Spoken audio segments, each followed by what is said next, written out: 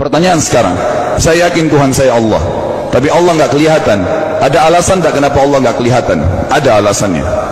Anda tanamkan baik-baik, ini masalah akidah yang paling penting. Kata Nabi, itu disebutkan dalam banyak riwayat, bahwasanya nabi-nabi pun belum pernah ada nabi yang lihat Allah, termasuk Nabi Muhammad SAW. Kita ambil dalilnya dalam hadis Bukhari. Waktu Nabi SAW pulang dari Isra Mi'raj, jemaah sekalian, Aisyah bertanya radhiyallahu anha, berkata, istri beliau, ya Rasulullah, hal tara rabbak? Apakah anda waktu Mi'raj ke langit, terima perintah salat, sempat lihat Tuhan anda enggak? Lihat enggak Allah itu bagaimana? Apa jawaban Nabi SAW? Nurun ala nur anna arah. Allah itu cahaya, di atas cahaya, terang sekali. Bagaimana saya bisa melihatnya? Artinya Nabi SAW mengatakan, saya sendiri belum pernah lihat bagaimana itu Allah. Contoh sebelumnya Nabi Musa alaihissalam. Nabi Musa waktu menerima wahyu Taurat, itu selama 40 hari turun Taurat lengkap. Al-Quran 23 tahun baru lengkap. Kalau Taurat 40 hari nunggu di gunung Tursina. Tursina sebuah wilayah di Mesir sekarang. Itu banyak gunung-gunung batu, ada satu gunung batu yang tinggi, Nabi Musa nunggu di situ. Setiap hari Jibril datang turunin surah, turunin ayat gitu. Setelah berlalu 37 hari dari 40 hari menunggu Taurat turun, Nabi Musa alaihissalam tiba-tiba bertanya kepada Allah, mengatakan begini dalam Al-Quran, A'udzu minasyaitonir rajim, Rabbi arini anzur ilaik. Wahai Tuhanku, izinkan aku melihatmu. Aku beriman kau ada ya Allah, tapi aku ingin lihat kau bagaimana. Allah menjawab, tidak mau mengecewakan Nabi Musa. Sebagai manusia Allah mengatakan, lan tarani. Perlu anda tahu dalam bahasa Arab jemaah sekalian ada 3 kosakata la, tidak yang berarti tidak. Ada la biasa artinya tidak, ada lam dengan mim, lam artinya tidak pernah, ada lam dengan nun, lan artinya tidak akan pernah. Allah mengatakan apa? Lan tarani, kau tidak akan mampu melihat wahai Musa. Tapi Allah nggak mau kecewain Musa. Ternyata Musa selama 37 hari jemaah sekalian kagum-kagum melihat gunung-gunung batu di situ. Pergantian siang malam, burung-burung yang terbang, air yang mengalir di lereng-lereng gunung. Lalu dia mengatakan, Allah mengatakan apa? Walakin unzur ilal jabal, fa in istaqarra makanahu fasawfa tarani. Coba kamu lihat gunung-gunung batu di sekitarmu hai Musa. Kalau mereka bisa menampung kedatanganku, kata Allah, kau akan bisa melihatku. Apa yang terjadi? Allah lanjutkan, falamma tajalla rabbuhu lil jabal, waktu Allah baru niat mau datang, belum datang, ja'alahu dakka, semua gunung batu itu hancur lebur, tidak mampu menampung kedatangan Allah. Wa kharra Musa sa'iqa, lalu Musa pingsan tiba-tiba. Waktu Nabi Musa bangun, langsung ucapkan kalimat, amantu billah, saya beriman pada Allah.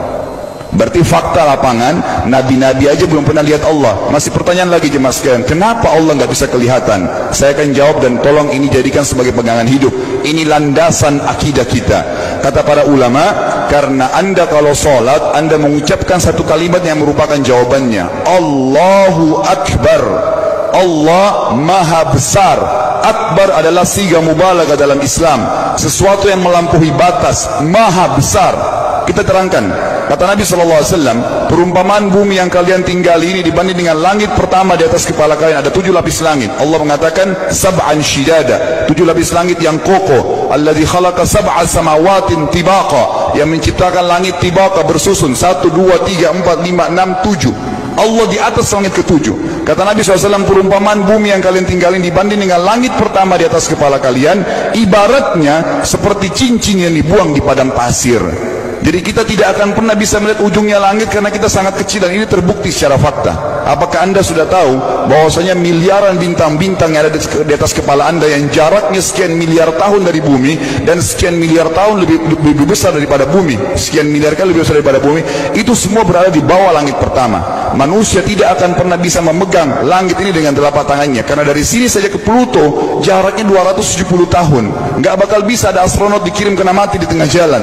Jaraknya jauh sekali bintang-bintang, dan semua berada di bawah langit pertama. Kata Nabi SAW, di atasnya ada langit kedua besarnya, digabung antara bumi sama langit pertama seperti cincin dibuang di padang pasir. Langit ketiga, 2, 1 dan bumi digabung tiga-tiganya, di mana langit ketiga seperti cincin dibuang di padang pasir, sampai langit ke-7, 5, 6, 4, 3, 2, 1 dan bumi 7 digabung, dibanding langit ke-7 seperti cincin dibuang di padang pasir.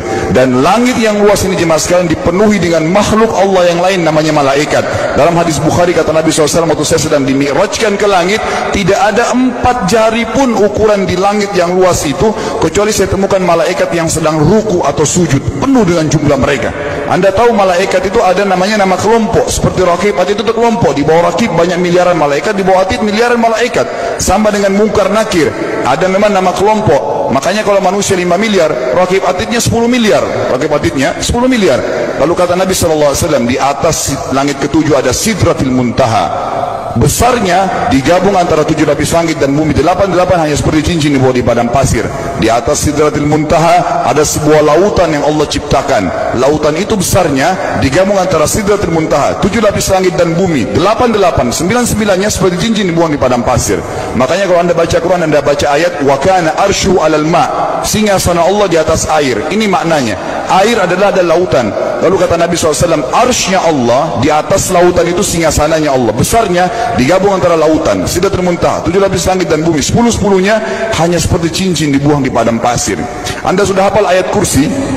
Apa artinya? Ayat tanda-tanda kebesaran Allah. Kursi itu artinya bukan tempat duduk, tapi tempat pijakan kaki raja di singgasana. Kalau raja ingin singgasananya dipijakan kaki, itu namanya kursi. Kita baca apa? Wasi'a kursiyuhu as-samawati wal ard. Pijakan kakinya Allah saja sudah menutupi seluruh langit dan bumi ini. Jadi kita mustahil bisa melihat Allah karena besarnya Allah Azza wa Jal. Tinggal kita tutup jemaah sekalian. Kira-kira lalu bagaimana saya berhubungan dengan Allah? Jawabannya sederhana. Anda lingkari namanya Allah, ini Tuhan kita. Yang menyembah selain Allah kafir, yang mempartisipasikan Allah dengan makhluknya, masih sembah berhala, kuburan, jimat, namanya syirik. Dua-dua nggak boleh. Untuk berhubungan dengan Allah yang tidak kelihatan dengan mata kita ini, tapi kita bisa rasakan keberadaannya, cuman satu cara. Di bawahnya lingkarin ibadah, sholat, puasa, zakat, haji, takziah, ziarah kubur. Semua ini adalah rangkaian ibadah untuk berhubungan dengan Allah. Semua ibadah ini jemaah sekalian harus seperti yang Allah mau, bukan yang Anda mau. Ini penting. Karena kalau tidak seperti yang Allah mau, Allah tidak terima. Bagaimana caranya supaya bisa seperti yang Allah mau? Ikuti buku pedomannya. Ada Al-Quran, ada Sunnah. Yang beribadah keluar dari dua pedoman wahyu ini tidak akan diterima oleh Allah. Seperti Anda kalau kerja di perusahaan, pimpinan perusahaan kasih peraturan, Senin pakai baju kuning, Selasa baju hijau, Rabu pakai baju hitam. Datang jam 7, keluar jam 5 sore. Ternyata Anda tidak. Hari Senin Anda pakai baju yang hari Rabu, datangnya jam 9, keluar jam 2 siang. Dikeluarkan oleh pimpinan atasannya. Itu baru peraturan manusia. Bagaimana dengan peraturan Allah Azza wa Jal? Maka kita simpulkan semua jemaah sekalian adalah, yakinlah Tuhan Anda Allah ada, satu-satunya Tuhan. Kalau Anda sedang sakit, yang ciptakan Anda Allah, yang ciptakan penyakit Allah, yang menciptakan kesembuhannya Allah. Kalau kita sedang musibah sama, kalau kita sudah senang juga sama. Semoga Allah SWT menjadikan kita orang-orang yang senantiasa beriman padanya dan juga selalu berteguh dalam keimanan tersebut.